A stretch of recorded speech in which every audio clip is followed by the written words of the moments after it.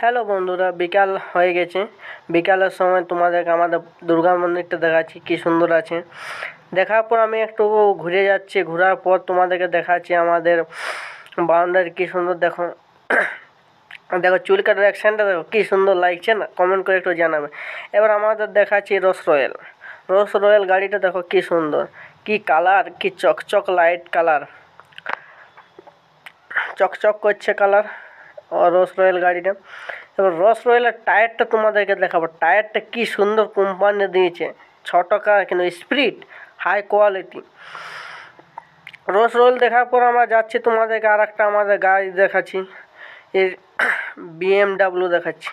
BMW car है, ये लड़की जैसे कार है, आगे घूमता है। ये दोनों जो कार है टाटा मॉडल का है, পড়ে আছে।